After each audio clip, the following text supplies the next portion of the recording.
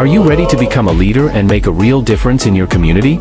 Introducing Leadership in Action, a mentorship guide for young changemakers by NESSACTION, under the visionary leadership of Ambassador Eniola Cole. As part of the NESSACTION Mentorship Program, this comprehensive guide empowers young leaders with essential skills in leadership, advocacy, and civic engagement. With practical insights and real-life examples, you'll discover how to navigate the complexities of leadership, build effective networks, and drive positive change. Leadership in Action is your roadmap to becoming an ethical, impactful leader. Join the movement. Be the change. Lead with action. Also tune into the Leadership in Action podcast series all day every day on YouTube at Unlimited TV 247 and gain remarkable insights from our formidable team of experienced mentors. Like, subscribe and turn on post notifications. Leadership in Action, a mentorship guide for young change makers, because the future belongs to those who lead.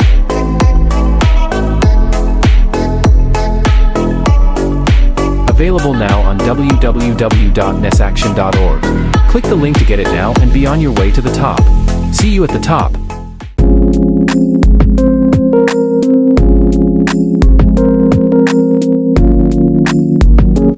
Welcome to the Leadership in Action podcast series. I'm Ambassador Eniola Cole, and today we explore effective communication and public speaking. Effective communication is a key leadership skill. It involves clearly conveying your message and actively listening to others. Public speaking is about presenting your ideas confidently in front of an audience. Here are some tips for effective communication. 1. Be clear and concise. Avoid jargon and get straight to the point. 2. Active listening. Show you are engaged by nodding and providing feedback. 3. Body language. Use positive body language to reinforce your message. For public speaking, 1. Practice. Rehearse your speech multiple times because, as they say, practice makes perfect. 2. Know your audience. Tailor your message to their interests and level of understanding. And 3, stay calm. Use deep breathing techniques to manage anxiety. Now, the other day, we were able to speak to a renowned expert in public speaking and effective communication by the name of Femi D, Amele, and he is the director of Dataphyte. Hear what he had to say. Okay, and right here we have with us Mr. Femi D. Amele, the director of Dataphyte. So, tell us about yourself, sir. Thank you for having me on. My name is Femi D. Amele. I'm director of Dataphyte, like you mentioned. I'm also a broadcaster.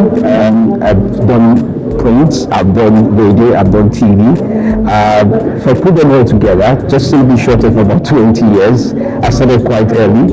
And as a communicator, one of the things that I've had the strong privilege of doing over the years is the need to say something and also listen to people say something about that. And it has led down to a road of effective communication. I've worked in top brands, all kinds of brands across the country. And I also had very compelling radio programs and TV programs I was quite followed for many years. And so far so good. I now oversee one of the very important companies in journalism, data journalism, media tech. So I cover AI, tech, media, and quite a number of things, and business as one would suspect. Those are some of the things I do now. As an experienced communicator, Yeah. what would you say to a young person who is interested in leadership, about public speaking and communication? How do they develop those skills? So one of the things I would say when it comes to communication that's essentially one can never shy away from is if you're going to speak, you're going to need to listen. I will tell you some of the practical responses I have. I mean, there are many guiding theories that people do have and they fall back to. But I think I learned the very pragmatic way, which is, first of all, listen to people who you admire for how they speak, how they structure what they speak about, and how well they put up what they talk about. I'll give you an example. Way back 14 years old, when I was 14, there used to be a man, I don't know if you know him, Franco, Olivia, Johnny, and the likes of that. And in the family what we had going on was everybody watches the news for different reasons. My mom watches the NT News Network for, what's the latest star? My dad used to know what has gone on in politics. And I felt the compelling need to be able to speak like the man who was speaking on TV at the time that had the attention of the entire nation. So that led to the fact that when he speaks and he says, welcome to the news, this is what we are talking about tonight, the president has done this, I stay in the corner of the house, in the parlor, and repeat exactly what he has said. What led to that, that led to down the road was I picked up diction immediately because I was speaking as he spoke. It was later down the line I learned about phonetics and the likes of that, but the very fundamental part of this is how you say certain words will speak from there. So if you're really starting out very young or you're starting at any point in time, pick on a few people to listen to you. Do what you call refractive listening, which is you listen, you replicate, and that gets you going for some years. And down the line again, you start to pick up on maybe international broadcasts. So I also do that. So quite a number of international broadcasts, what essentially you have is that they also have transcripts of some of the shows they do. So I print out some of those transcripts when I can, stand in front of my mirror and replicate, this is somebody reporting from Baghdad, blah, blah, blah, blah, blah, and the likes of that. I replicated that quite a number of times. It was like a joke, it was like a play, but it put some of the cornerstones of what led to my professional touch. And by the time I got on to start up professionally, learning ethics and many of the other factors, it was easy to bring on the ethics to it because structurally I've been built up by many minds who had listened to over the years, who had participated in their conversations informally one way or the other. As you imagine, I did with some of these people down the line, many years on, and so I was starstruck, but at the same time, they mentored me through me listening. So that was my starting point many years ago, and that was consistent for me, and that really helped. So it's not always when you have all the paid courses and the likes of that, it's the consistency which you making yourself available in these free spaces to listen, to learn, to before you have out every voice, replicate what exists, and then you then build up an opinion on subjects down the line. So I think those are just some of the cornerstones of being a communicator, especially at the rudimentary level. Awesome. Okay, now what would you say is the importance of effective communication in leadership? Oh, it is very, very important. I think one of the things you would that makes a successful leader is also the component of listening. So there are words I would say to, I lead a global team at the moment. I have people in UK, they're in Lagos, all kinds of places. And I literally have to get into their head in communicating what I want to say because remote work sometimes doesn't allow you to evaluate how the person would react to some of these things. So if you're communicating, for example, with the remote team, you have to absolutely be clear with regards to the fact that they are not there to see your body language to make up what you mean. So you really have to be clear about that. When you lead a team, especially through communications, there's a way you write in an email when you're addressing the larger group. There's also a way you write when you're addressing a smaller group.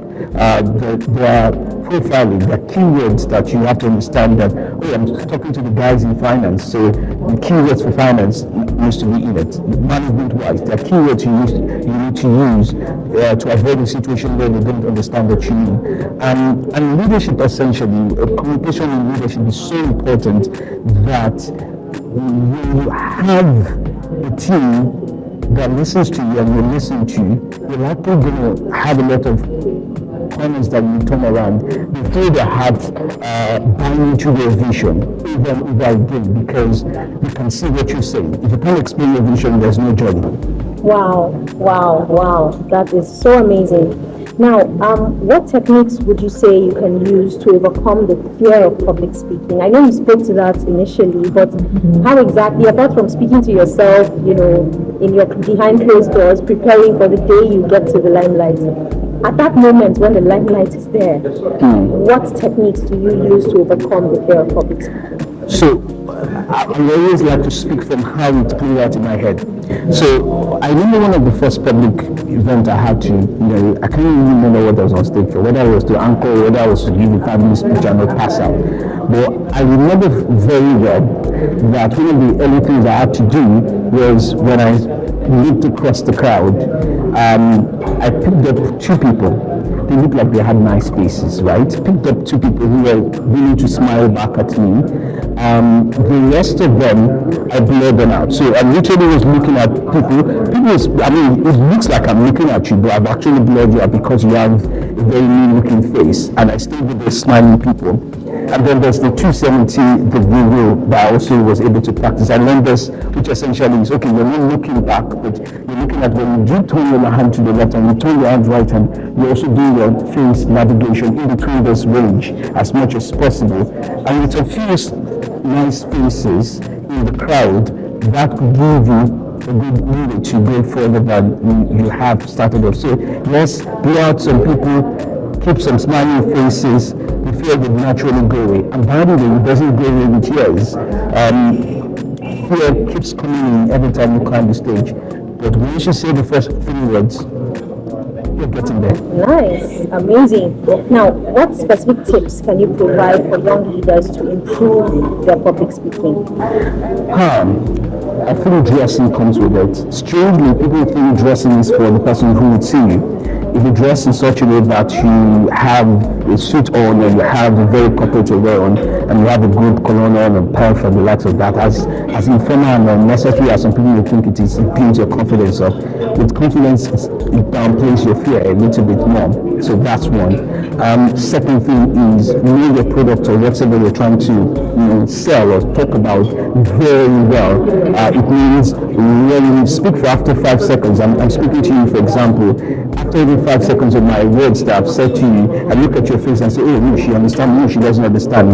That kind of helps me determine the next direction I would go with my conversation. So if you're speaking to people, you also must learn how to read the language of what they're saying back at you. Oh, I understand you, I don't understand you. What does that mean? If I say, for example, oh, I need the Python software to run the codes in such a way that this code is, and the person is nodding, but the person's eyes are saying differently, you know that, oh, we're going in a completely different direction. So the next thing I would want to do is to try and unreasonably find out your level of knowledge or information and start with what you know in order for me to communicate. So it's not about what the communicator knows, it's about what does the person you want to speak to knows. So if you start from what they know, it allows you to know what ground. It also means that you will be willing to find out as much as possible with the audience that you're talking to. Where do they know? You don't do that. We are 18 years old trying to talk to an 18-year-old. No problem. So just go back as far back as what an 18-year-old would do now, how they think now, and pick cues from there to start up the conversation. So it's a good way to go. So finally, final question. Yes, please. Will you be willing to mentor a student leader on the NESSACTION Mentorship Program? Okay, so the key to getting me to say yes, the key to getting me to say yes will be, yes, I will be willing. Yeah, and the strongest attribute for everybody that I would work with would be consistency. If you're willing to be consistent for your sake, more importantly, we have a journey, and there'll be a lot of open doors for you. Thank you so much. Effective communication is a bridge between confusion and anxiety.